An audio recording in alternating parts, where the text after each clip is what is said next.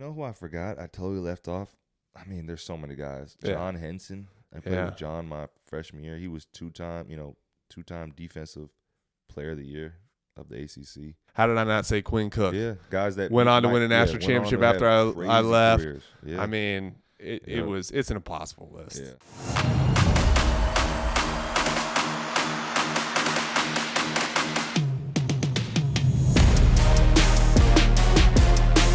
What's going on, everybody? Welcome to another episode of the Better Blue Podcast, hosted by yours truly, James Michael McAdoo, my brother Ryan Kelly.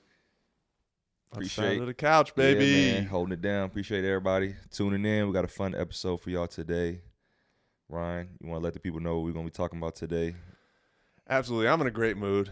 You know, I took the kids this afternoon to Starbucks. Good man. Got myself. It's winter now. Hitting it here in Japan. It's cold. Got myself a hot cocoa. It's cold. Brought my energy up. As of recording right now, UNC is 4 straight losses. I can't verify this, but I did see on Twitter, or my wife told me of a stat. Again, not verifiable by me, but Lindsay's doing stats now. And my wife's doing stats Come on, now. Lauren. Shout out Lindsay. She said that UNC is the first team ever to be preseason number 1 and lose 4 games in a row. I don't know if that's true or not, but I'm going with it. I'm not going to give you a chance to speak. So today, you know what? Please. You know what I read the other day, or I saw that they said, I'm here alone. My family has made the trek back to the States for the holidays, which leaves me very lonely. And I saw the other day that they say being alone is equivalent to smoking 15 cigarettes a day. That's why I'm here. Then you add on the UNC losses. I'm like chain smoking a pack a day over here, bro. Send help. I got to be honest with you. Send help. First of all, Better Blue Podcast on all platforms. Yes. We're going to give you that all the time. Please subscribe. Anything. Watch on YouTube. Listen, Apple Pods, Spotify. YouTube. Yeah, absolutely. All those things. Appreciate your support as always. Yes. And jumping right off that, I honestly think Carolina, all of you Carolina fans, may have sold your soul to beat Coach K twice last year. I think after that first smackdown in Chapel Hill, somebody, somebody, I don't know who it was. I just saw UNC women's soccer lose in the most brutally, horrific way possible in a national championship game. Kudos to them for being there, making it that far. They got absolutely, I'm not going to say they got robbed. I don't know much about soccer, but the goalie got tackled. She got taken out by the UCLA team member. Look it up.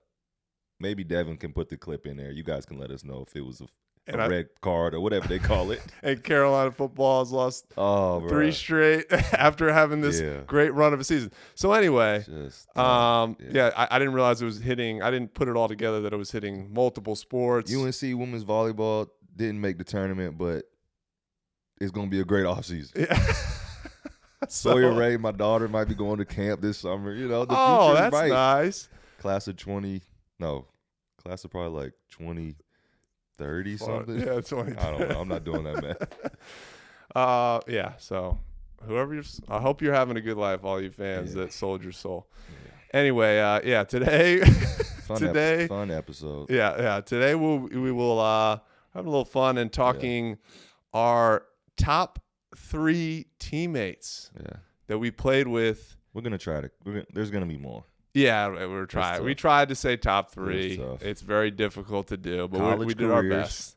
Yes. Criteria includes not their professional careers, not high school, strictly college career. Absolutely, and we did not.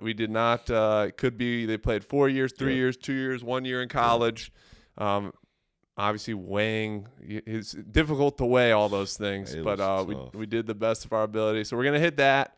That's gonna be the bulk of the episode, and then we're gonna try and go through a few of the comments that you all have given to us on the different platforms, whether it be TikTok, Instagram, YouTube comments. So try and hit those. And then we see y'all out there. Yeah, we do. And honestly, the mailbag has really been hitting. So we're going to have a full mailbag episode to answer some of those emails this month coming up here at some point in December. So let's do it. Yeah, let's get after it. Are we doing like best to worst? Or are we just kind of like, should we do best to worst? I think worst. Not worst, but like the top 3 players you play with. Who's the worst of the 3? Yeah. Sorry, not I know what you mean. I mean, I don't know what our post-production can do. Let's do 2. Let's do we'll save our best for last. Put it that way. Yeah, okay, that's fine. All right. So you're not gonna number them. You're just gonna. Yeah, I'm gonna save my best for last. Okay, save your best for last. That's a little weak. I'll go first. Okay. Starting in at number. Oh man. You just said you're not doing the numbers. Tyler Zeller was on my list. Tyler Zeller. Played with him. He was a senior, right? So you got to imagine I'm coming in as a freshman. You know, he's a senior. Big man, just literally the staple, UNC big man, just runs the floor. That was the first thing I was going to say. Crazy, so hard. So hard. End line to end line. Crazy athletic. Yeah. Some of the craziest 1-foot bounce I've ever seen. Underrated. Very underrated. Soft touch. Great hook shot around the rim.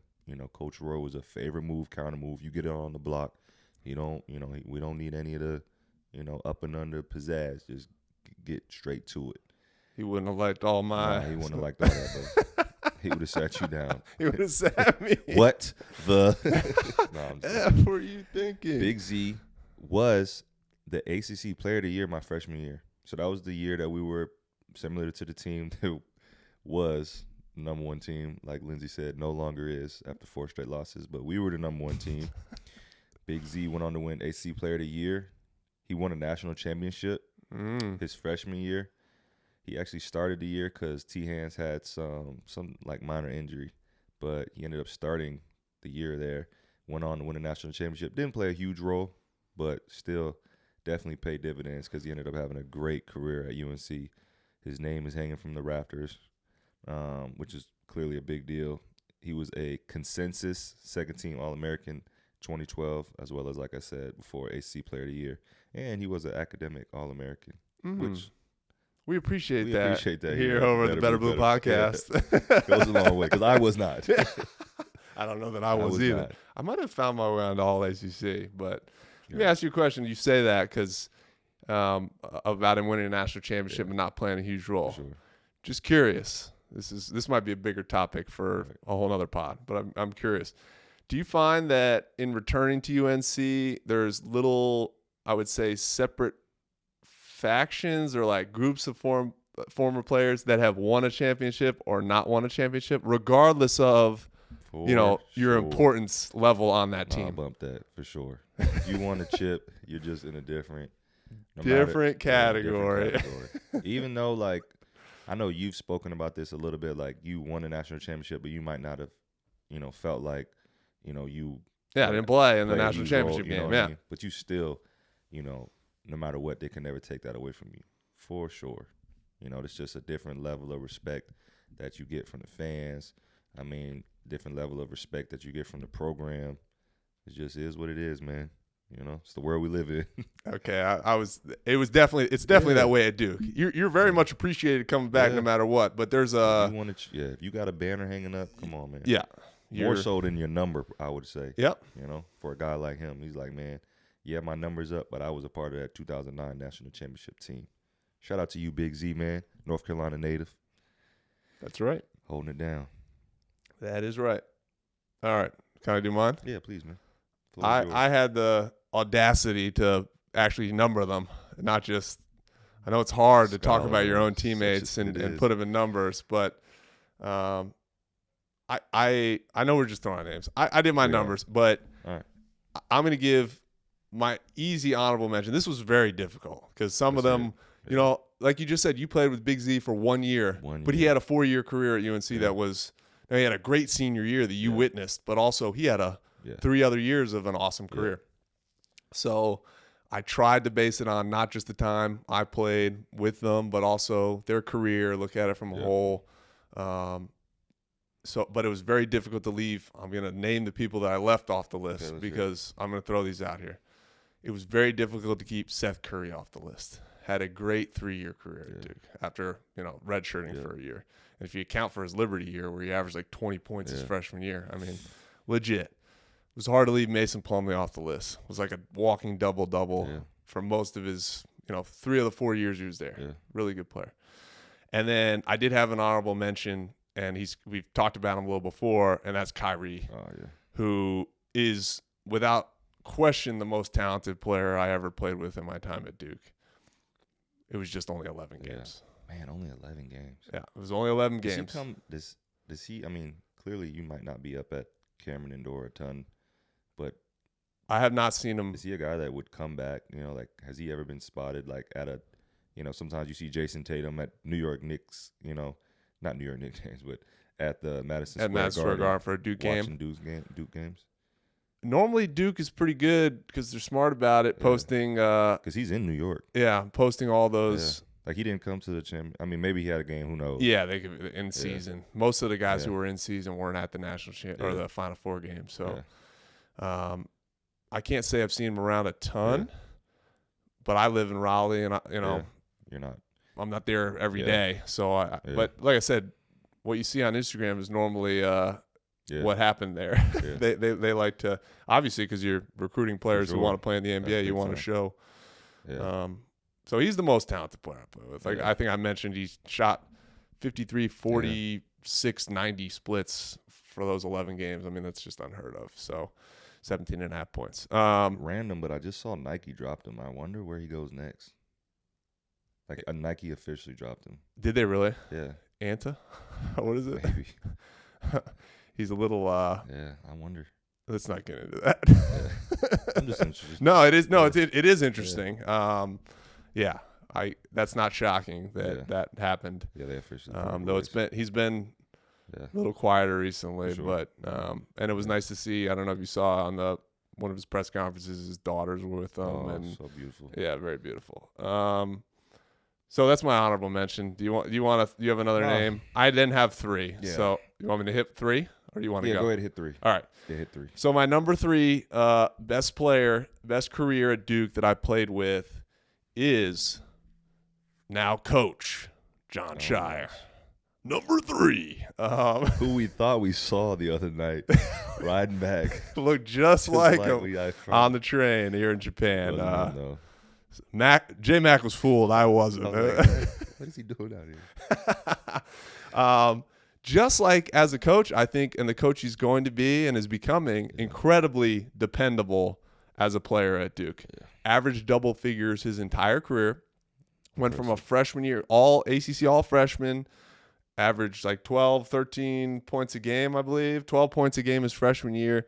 But like, did all the experiences went from 12 points a game, starting every game of freshman year, sophomore year, completely off the bench, averaged 11 points a game, and then just ascended to 15, 18 points a game. It's that 4-year guy that isn't that common. Yeah. Certainly at a Duke or a Carolina that much anymore. Culminated with a championship. Culminated with a national championship where he was on the whatever list of outstanding all-tournament team and all region and all that stuff. So he was a Wooden Award finalist his senior year. What was his game? Because he came after JJ. Yes. So he was. But he wasn't JJ. I think I read a story about him actually as a coach now, and they were talking looking back on when Coach K was recruiting him. And not a super athletic guy, skinny, not super strong. Yeah. And Chicago guy, though, so Coach K was always going to love that. Coach K is a Chicago guy, too. And Shot-town. Yeah. I think in the article that I read, I think it was an Atlantic article, they said, Coach K said, he's not a point guard, he's not a shooting guard, he's a player. Oh. And that's John. Incredibly, motivated and just wanted to win badly. And he wasn't always he wasn't the most efficient scorer. Yeah. Never shot amazing. He was a very good 3-point shooter, but never was like a super. Yeah. He wasn't a 50% shooter. He was just a player who found a way to win games. So that's my number 3. Coach Shire, shout out. Man, I'm terrible with these lists, man. It was hard. It's hard. I was hard. I put it down and said, Yeah. I'm doing it. And so, yeah. I'm gonna give somebody.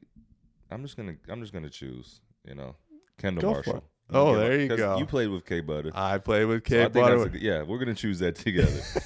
Kendall Marshall, my point guard, and a lot of y'all might not know, I grew up with Kendall. Kendall's from Northern Virginia. We both played for Boo Williams, which is the big AAU program in the state of Virginia. We've had J.J. Redick play for Boo, Alonzo Mourning, Allen Iverson played for Boo, Andre Dawkins played for Boo. Yeah. I mean, you've had quite a few guys. Really, if you grew up in the Virginia area, that's who you played for. So I got to play with Kendall starting when I was like 14, 15 years old. He was my point guard, so I got to just see him grow up. We grew up together. Then he ended up going on to Carolina, and then I ended up joining him there, my freshman year, and got to play with him 1 year. And he just, absolutely obliterated all. He holds the ACC single season assist record, as well as at the University of North Carolina single season assist record. And he actually went on to surprise a lot of people. He ended up getting drafted after that sophomore year, where we were a number 1 seed in the tournament. A lot of people remember in 2012, he breaks his wrist. Oh, I forgot that. I think we might have talked about that on a previous episode, and we just didn't have. Oh, that's right. Yeah, you didn't have anybody to replace him. To really replace him, and we ended up bowing out in the Elite 8. But he was Bob Cousy Award winner that year, an award that both Raymond Felton and Ty Lawson won previously. So joining the ranks of those. Good number of joining guys. the ranks of those guys, and you can speak on it. If you talking about a point guard you want to play with, Kendall was the guy you wanted to play with, man. So unselfish. The way he would push the pace. Carolina was built for Kendall. Yep. To come in there, and the pieces that we had that surrounded him, and Harrison Barnes, who went on to be a first-round draft pick that year, John Henson, Tyler Zeller, Reggie Bullock, P.J. Harrison. These are all NBA level talents, guys that touched the floor in the league. Some of them that are still playing there. That he was surrounded by, and you see why he was so successful. And Coach Roy loved him, just loved him. Never turned the ball over, just always made the right play. He was a blast to play with. That was my rookie year with the Lakers. So only 1 year. 1 year, and that was my best year in the NBA. Yeah. It had the perfect. He had been in the league for a few years. He shot the ball really well that year. Great. So that was always his 2 knocks. Once he became a pro, it didn't really matter that much in college, but his 2 knocks as a pro were shooting and defense. Yeah, just athleticism. Yeah, mobility, athleticism. Sure. Because he was pretty ground bound. Yeah. I am too. So is what it is. Yeah. But just an awesome guy to play with. So unselfish. Court vision. Yes.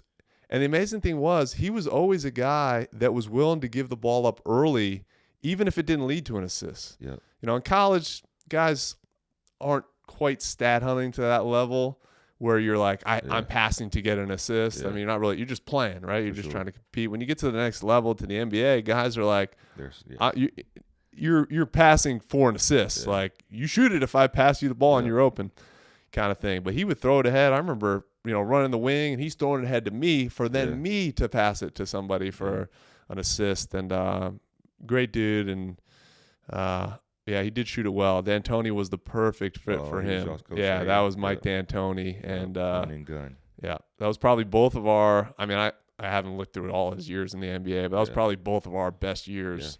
Not a great team, but we were the team we would beat some good teams. Yeah, we didn't have a good record, but we would always be in games, and that was a fun year, even though we didn't have a great record. Yeah. But awesome guy to play with. All right, my number two.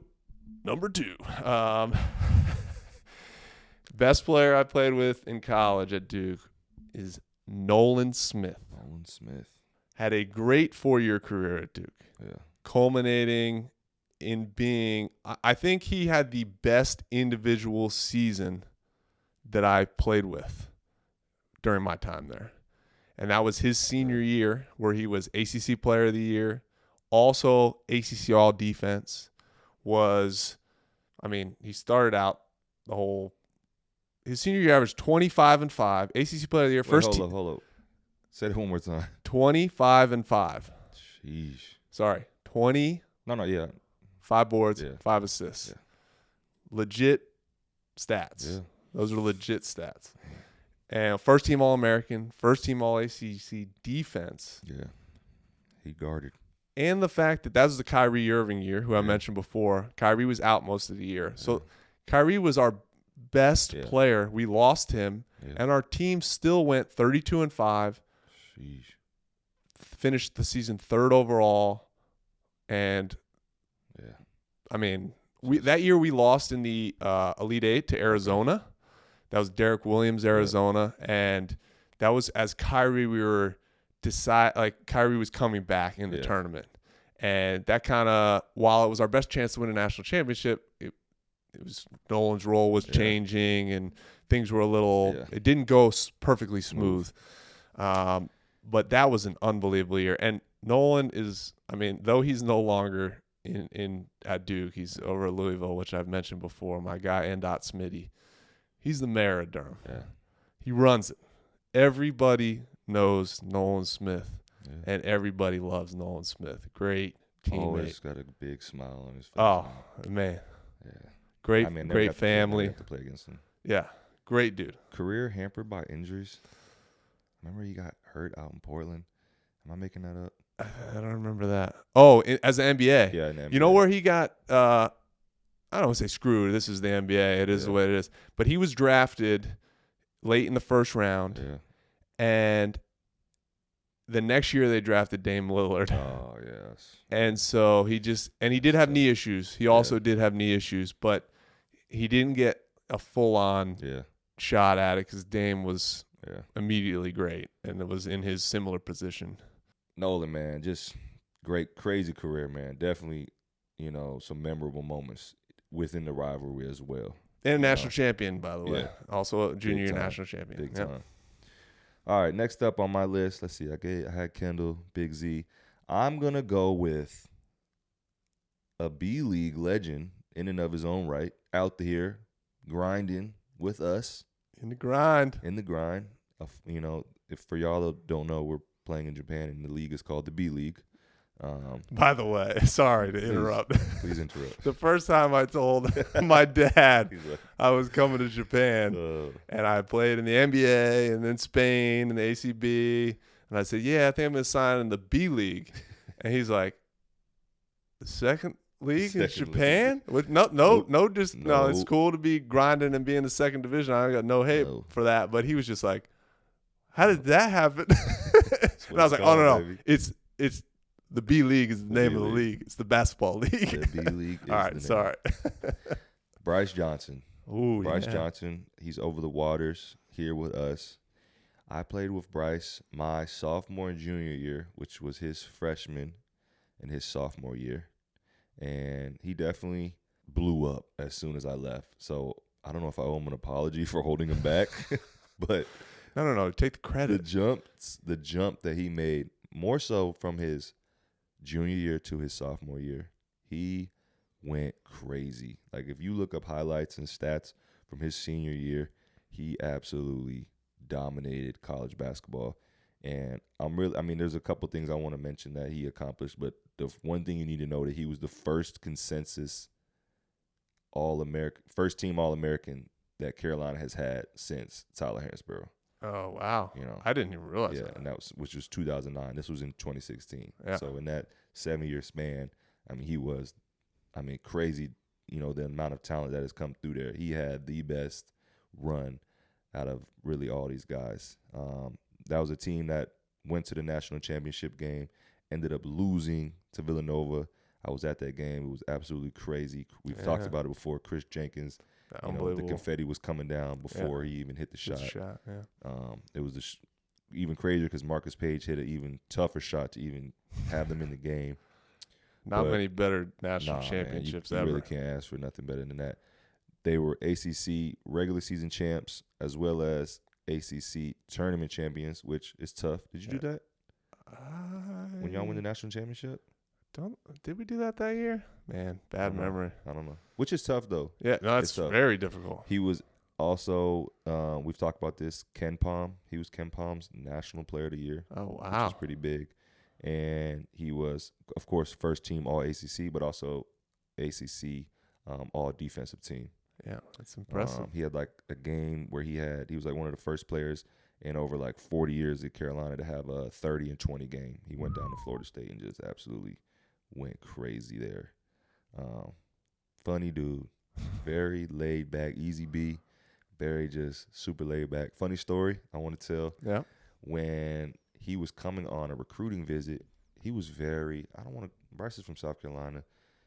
Not that that's like an indictment on all people from South Carolina.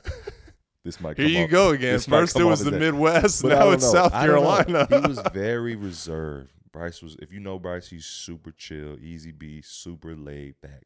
So I remember he comes on his official visit, and they I think it was like before a football game. They wake us up. It's like probably Saturday morning. So, we're not well rested because we did not go to bed early that Friday night. So we wake up. We're all like, we got to play pickup for the recruit. You know what I mean? And at this point, I'm pretty sure he was either already committed or we already knew he was like coming there basically. So we're like, man, we got to, whatever, We wake up early, go play pickup. So everybody's up early. We out there on the court. The only reason we're out here is for the recruit. And this joker shows up and just doesn't even play.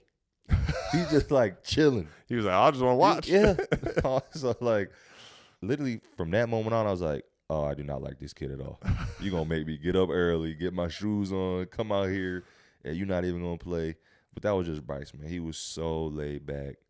Great dude. One of my good friends, good friends. And just so was so proud of him to see the jump that he made from like basically 6-man to, it was his team his junior year to like he really just blew up that senior year and went on to get drafted and is still having a great career. It's funny. I remember him being very good in college. Yeah. That was like my least connected time to watching college basketball. Sure. That was when I was like in my, still playing in the league. Yeah, still playing in the league on the other side of the country too in LA. Me too. I was the least connected to watching it all and being a part of the rivalry. And if I was watching it for Duke. I wasn't. I just wasn't paying attention. And when you say those things, he went crazy. That's that crazy. Year. I mean, he broke so many records, so many rebounding records. He shot over 60% from the field. He smashed so many records in the ACC with that. He was so efficient, and just it really. I don't want to say it surprised a lot of people, but it did surprise a lot of people. Just because I think he went from like his junior year averaging like 12 points to his senior year he averaged like I think a little over 17, and to win both the ACC regular season and the ACC tournament, that's tough. Which for the people out there, I would say by and far the ACC regular season matters more. Yeah, but still tournament is a big deal. Yeah, in tournament you have teams that are like, this is our last chance to ever make the NCAA tournament. So you're just and you could play 3 games in like 4 days. So that is difficult, but I've gotten to see him obviously over here, and he's a very talented player. Very talented player. So who you got, man? Who you got coming in? Number 1. My number 1 player is Kyle Singler. Kyle Singler, okay. Kind of in some ways, I don't want to say forgotten. Everybody knows Kyle Singler, but under the radar, incredible career. Let's hear it. He had the best career. I'm going to just go through his accolades here. He was all freshman team, ACC Rookie of the Year, all ACC third team. Man, he was Rookie of the Year. Rookie of the Year, all ACC third team. Sophomore year, all ACC second team, Wooden Award national ballot, all ACC tournament first team. 2009-2010, all ACC first team, so his junior year. Yeah. Preseason All-American, Wooden Award national ballot, ACC tournament MVP, all ACC tournament first team. NCAA All-Tournament, NCAA Tournament Most Outstanding Player. Man, that was when they beat Gordon Hayward. Yes, that was the national championship. Shout out Gordon Hayward holding it down for Charlotte, man. Yeah, that's right. Yeah, trying. He gets hurt a lot. Sorry, keep going. And then senior year, All ACC first team, Yeah. preseason All American, All ACC tournament first team. He's 6th all time in ACC in points. Whoa, 2,392 points. that's a lot of buckets. Yep. And he's 19th. He's a top 20 rebounder of all time. I wonder who's number one. I think it's T. Hands. It's got to be T. Hands. Didn't T. Hands pass JJ? Yeah, he did. I think that was a big moment. So, yeah, career averages of 16, 7, and 2 for his career, playing 4 years. That's tough. And was just a How many years did y'all play together? competitor. I played 2 years with him. Wow, 2 years. Yeah. Man. So that was the national championship year, my freshman year. Then the sophomore year was that Kyrie Irving year. And his senior year kind of goes under the radar because Nolan was so crazy. good. Yeah. But Kyle was just consistent. And he was a dude, I don't know if you remember, when he came in that freshman year, his freshman year, it was him and Kevin Love, 2 Oregon guys that went to college. And at the time, Kyle was kind of playing a 4-5 at Duke. And everybody said he was going to be one and done. I didn't know that. Yeah. And I was like in the 9th grade, bro. yeah, I know. Yeah, I was a little. Still dealing with puberty. Oh, one hair. Yeah, so it was those 2 that came from Oregon and were like one and done guys. Yeah. K-Love left UCLA and went one and done. Yeah. And then Kyle ended up staying. And I think at the time he was like a potential lottery pick and stayed. And it turned into a great career that just a total competitor.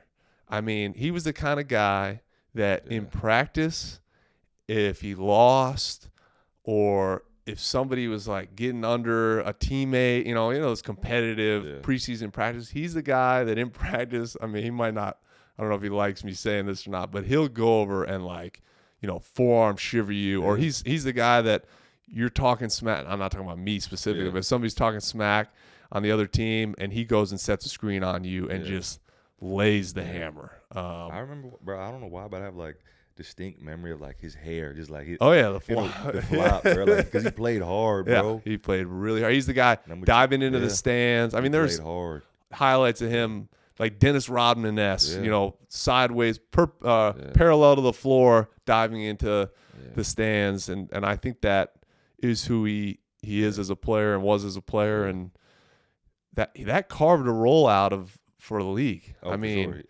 because he had some athletic limitations. He wasn't a vertical athlete, but he wasn't ever an amazing shooter. He was a good shooter, and he was one of those. He had, not to put his contract on blast, but anybody can look it up.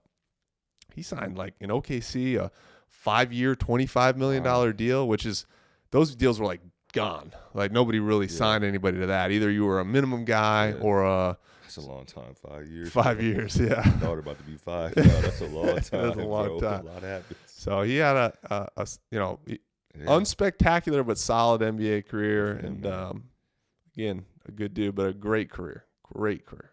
And I wouldn't say he was like, for a 4-year Dookie, he's not very much hated, man. You must have forgotten. He was pretty hated. All right.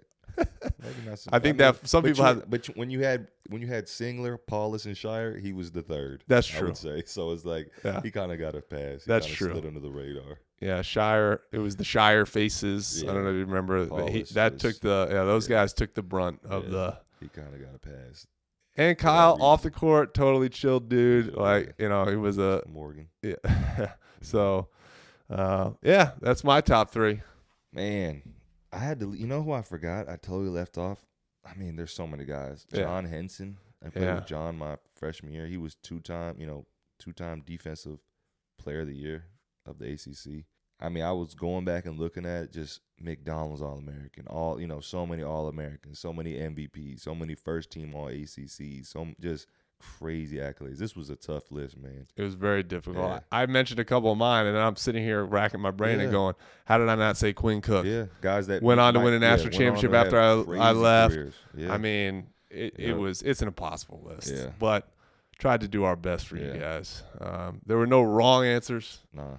We would love to see or hear in the comments. Yeah, please. Their opinions. You'd have to look up the years we played and who we played with, but because when you're there for 4 years, I mean, you're basically covering. Do the math. 4 plus. I don't know. At least 3 more on top, 3 more after. I mean, it's crazy, man. Yeah. It's a lot of years, man. A lot of guys. Like you said, when Bryce was blowing up, we were both out there in the NBA in California, and just like, man, this was a kid that I was just like so shocked. But yeah, we'd love to hear from y'all. Please let us know.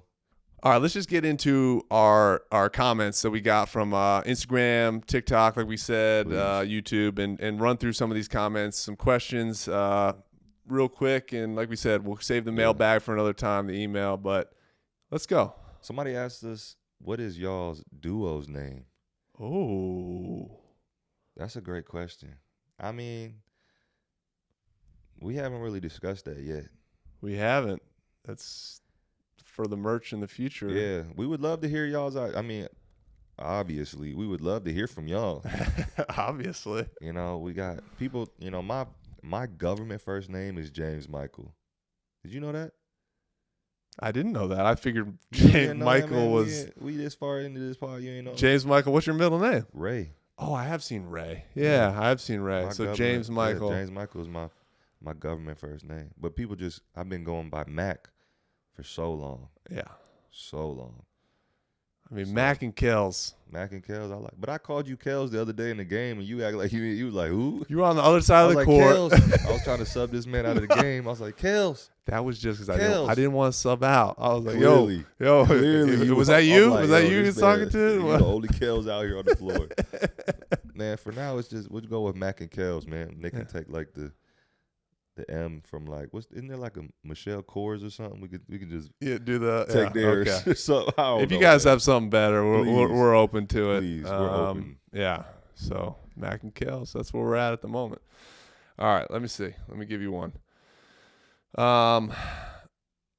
This is kind of a bigger one that I think would probably be at least half an episode worthy, but we'll try and answer it. I'd be interested to hear the differences between college basketball now versus when y'all played. Played. You know, it's a Carolina person. somebody local. And your thoughts on the ability of college and high school athletes being sponsored, or I would assume the NIL stuff is what they're referencing. I mean, there's so many differences. Yeah. There's a lot of differences. Carolina's changed coaches, so has Duke. You know, the systems have changed. Maybe not drastically, but they're definitely running different sets. I'd say Carolina probably more so than Duke. You know, just in Duke's has some different stuff too. These kids are getting paid. Yeah, a lot of money. A lot. I gotta say, the thing that came to mind, I think I mentioned it in our last pod. The fact that now it's been in the last few years, they can be fed any amount of food. Yeah. I'm not. We obviously I wasn't. I mean, the who was it at UConn? Shabazz Napier. Yeah. He was like, I'm hungry. Yeah, I'm starving. Like, I'm not getting fed. Yeah. Maybe a tiny bit of an exaggeration. Nah, bro. It was a tiny bit. Man. No. But I'm not even saying it was great that it would, because then it helped propel. Look how long it took, man. Yeah, it helped propel to them to being able to get as much food as was needed. But Carolina took care of us. Yeah. Not unlike a lot of universities, we're not doing what Carolina was doing. Like, the day before a game, we were getting catered meals from, you know, PF Chang's, you know, what's the Cheesecake Factory with cheesecake. Shout out to Coach Roy, man. He fed us good, man. We was eating good before game. You know, this is kind of crazy looking back on it. You know where our like before home game meal was, like the night before our game? Where? Cookout.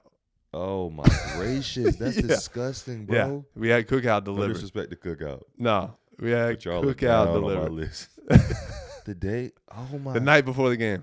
So we'd always have like a meeting that night, and then we'd grab Cookout and go home or eat it. They would bring it to y'all? Be like in the room next to our locker room. Oh, they got to do better. I would assume they fixed that. They for sure fixed that. Yeah, I think it was one of those tradition things that had like it was good eats, man. CPK. Shout out to the managers would go out there and get it for us, man. Shout out to the managers. Now we did have training table, after practice, they could feed you, and then if you wanted, you could always. See, we didn't have that. We had training table after practice. No, you was on your own. Yeah, we had to go up to the Rams Head Dining Hall if you wanted to eat. Yeah, we didn't do that much. Thank you. There's a lot of differences to answer this person's question, and I think you're seeing it. Kids aren't colleges in these. Who knows if we would have been going? Who knows if we would have went to college? We could have went to the G League or went to play for, a team in Australia or, there's all these different leagues around the world. It's just, these are different times. And you can, I'm sure Baycott is doing all right to come back. Yeah, they're all doing well. Everybody's like, oh, we're coming back to win the national championship. I'm like, yeah, I mean, you, of course, but you're also coming back because you were getting paid. Like, we're not naive to that fact. Duke did do a very good job of laying the groundwork of they knew money was coming into it for players because they hit the social media really hard and over the years before it was possible, and then could go to recruits and say, look, we've built this. What if the University of North Carolina, like what if Hubert Davis, this is not him by any means, but what if he turned Carolina around? Like, how Coach Prime, Deion Sanders, does social media? Yeah. What if Coach Davis, even Coach Shire started vlogging his day-to-day? You know what I mean? That would be crazy, bro. Could you imagine that? I can't Who wouldn't want to come play for? I mean, maybe not so much Shire, no disrespect, because he didn't have the career. Hubert had a very long career. I mean, he might not have been a superstar, all-star, a Deion Sanders type talent, but man, you just haven't quite seen that in college basketball. I wouldn't expect it to happen, certainly to start at a place like Duke or Carolina. For sure. Deion had to start. Yeah, he did. Jackson State. Yeah, Jackson State, and then it'll be interesting to see how it goes over at Colorado. Maybe it'll go great, but on a bigger platform, the bigger stage. Yeah. Huge though. Social media influence on these kids, on the recruiting process, on the NIL. It's sometimes you might think it's almost turning into a negative, but clearly, I mean, what it is it's basically professional. Yeah. You got to go to class, but and not every student athlete is taking it that way, but it is a morphing of professional and college sports, truly. Yeah.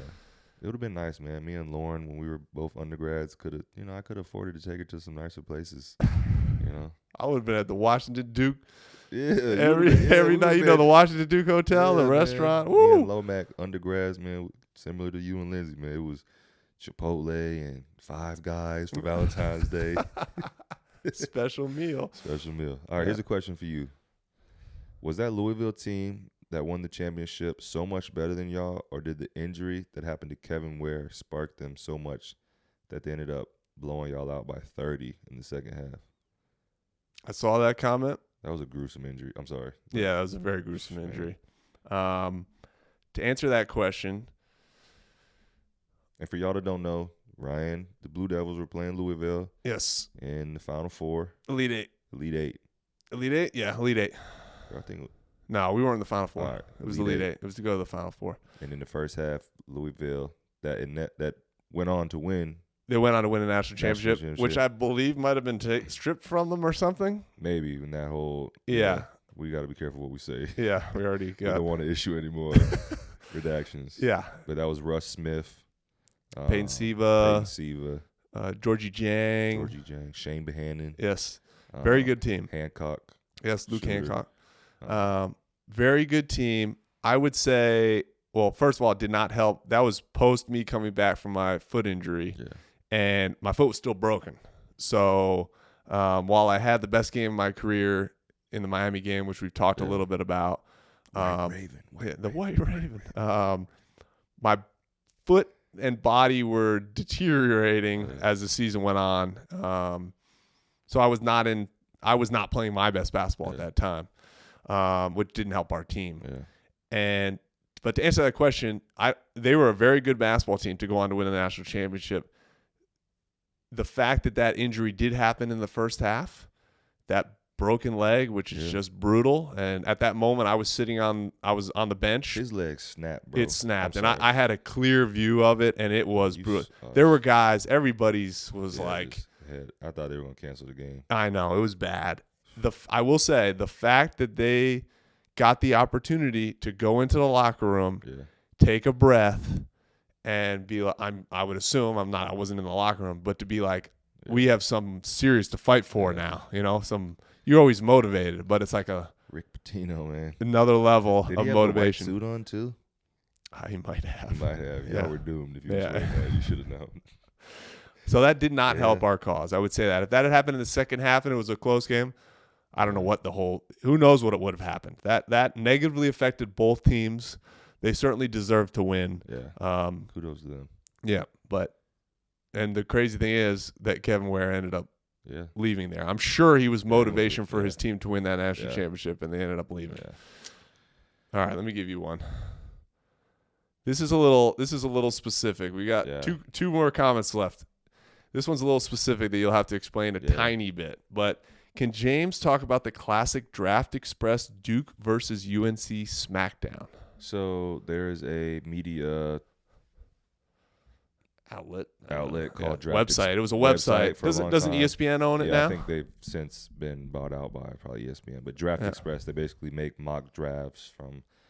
At the time when I was in high school, it was, they just basically every year would come out with, once the end of the year was coming around, or throughout the year they would periodically release like, hey, this is who we have going in the first round, this is who we have going in the second round. But they would come to like bigger events, like they would probably be at like the Final Four, and they would be at like All-Star games, like the McDonald's game, the Jordan Brand Classic game, these type of events where like these big time high school athletes are. So the very first, I think the McDonald's game, when you had Kyrie getting ready to go to Duke, who was, probably top 5. Clearly he was top 5 in his class. Yeah, it might have been if not the number one player. Yeah. You had Harrison Barnes, who was, top 5. You had Kendall Marshall, Reggie Bullock that were going to Carolina that were, all McDonald's All-Americans. So there's a video of them where the guy that runs Draft Express, this is like 2000, probably 8, 2009. Yep. He just has like his little camcorder with the little microphone. He's just like, hey, here, Ryan, interview, or here, He literally hands him the microphone. He gets behind the camera. He's like, all right, you guys interview each other. Yeah. So they're just like going in on each other. Like, Duke is trash, such and such is not. I'm gonna cook your boy next year. He can't guard me. No, just saying all types of stuff. Andre Dawkins can't guard me. Oh, shoot, what are you doing? Kyrie can't guard Kendall. Oh, what are you doing? Oh my gosh. This Singular. Stop this. Okay. So it really got crazy because Reggie Bullock in one of these original, UNC versus Duke SmackDown. It literally like is on YouTube. If you go just type in Draft Express UNC Duke SmackDown, like you'll find all these videos. It blew up because Reggie Bullock called Coach K a rat. He was like, your head coach looked like a rat. I heard that Coach K has some new bulletin board material that he's going to be putting up, like Andre Dawkins can't guard me, Kyrie Irving can't guard me, Kyle Singler. we're going to have signs about him, too, that he looked like a rat. Oh! That's what we just said! I shouldn't laugh. So ever since then, it's just blown up. So then, like, I guess I was the next year. So there's a video of, like, me and Austin Rivers and Plumlee and P.J. Hairston and Mike Benajay. And then the following year, it's, like, Bryce and Marcus and whoever was coming in. Maybe Jaleel Oak. I don't know. Crazy they could make that many videos. Crazy. Like, because it's Duke been, Carolina guys all the time. It's just evolved. I'm sure it's died off by now. But it was just fun because it was like every year you had new smack talk. And it's like, it's kind of like one of the other questions that we have that just talks about how, similar to like with Kendall, like I grew up with Kendall and played AAU together with Kendall, but Andre Dawkins was on that same team. Andre went on to play at Duke. You know what I mean? So like here was a guy that I was, basically, I was on a team with, growing up with, competing with, and the next thing you know, we're in this crazy rivalry, if not the craziest rivalry in all the sports. It's just awesome to see, and now that we're here as professionals, here we are as teammates, and having played against each other in that rivalry, over a decade later. I think it just shows, how many talented players come through both of these programs. But yeah, if you get a chance, check out that UNC versus Duke SmackDown. We were just watching a couple videos of it before we got on today, and it was just hilarious. Young J Matt. All these kids, man, they're just like so young, so naive, so naive. But good times. Very good. That'll lead us right to our last question from the comments for today, and that was, how was it playing against old teammates, whether from high school, AAU, then transcending to rivals, and just in general with college basketball? And I didn't experience the Duke Carolina, guy that I knew that went right to Carolina. But I had so many AAU teammates that went on to be college opponents, or most famously, I grew up playing AAU with John Wall, and then we were for D1 Sports. Shout out D1 Sports. I don't know if it's going anymore, but. We were a really good team, and then we were also high school kind of rivals because he was from Raleigh, and then he goes on to Kentucky, and we both kind of ascended as recruits at the same time. I was a little slower burn going up, but he was like a big bang explosion from unknown to number one in the class. But it's been cool, and while in the midst of playing in a game, we're competing incredibly hard against each other. There's, in my experience, not much hate for the guys you're playing against. You're hoping for guys to do well, other than when you're playing against them. For sure. So 1,000%. It's crazy. We can turn on the TV right now and watch any NBA game and probably pick out 5-6 guys like, hey, I played against him in high school, or hey, I battled against him for 3-4 years when I was in college. I never forget. I have a funny story. Anthony Davis, you talk about a guy that just like out of nowhere just blew up. Anthony Davis was similar in that regard. I remember going down to Peach Jam, and there's like this buzz about this kid that just came out of nowhere, and he was playing for this like smaller AAU team. I forget the name of them, but they're from Chicago. He's from Chicago, and he wore the Rex. He had like the Rex specs, and he was just so unibrow, long. obviously. Unibrow, obviously, long and lengthy. And then that was my first. I never forget my first time playing against Anthony Davis down there. And there's a Peach Jam. It's called Peach Jam. It's like a crazy. Nike puts on this big great tournament, AAU tournament, where all the college coaches are like packed into these small gyms. You got the they did. Yeah. Do they still? I don't know. Yeah, they still do. Still do it? They still have it. You'll see it. I think just last year, Bronny had a big, he played there. Oh, yeah, that's right, yeah. So, and then just to see, like having, played against him in high school, and then against college, when he went to UK, and then in the NBA, and then, just to see where his, obviously he's having a great year now. Dropping 55 last week or whatever. I'll never forget, funny story. After my first year playing overseas in Italy, terrible experience. We'll have to talk about that on another episode. The team went bankrupt, stopped paying me. Save it. No, listen. I'm like leaving town. I'm out of there. I get home. I'm at my sister's house. I'm just like decompressing from like 10 months of trauma, and we're like watching the NBA game, and it's Anthony Davis. And my sister said something to my nephew. She's like, yeah, your Uncle James, your Uncle Mac played against him. And I look at him. I'm like, life comes at you fast, kid. Appreciate y'all. Wait. The classic line. Where did I turn left? Where did I turn left? When I should have turned right. Turn right. Life comes at you fast. But listen, on a lighter note, we appreciate y'all. I'm thankful to be here with my brother, Ryan Kelly, on the other side of the couch. The Better Blue Podcast on all platforms. Ryan Kelly 34, James McAdoo on all platforms. And we look forward to hearing from y'all. And thank you for your support. We'll see y'all next time. Peace. Peace.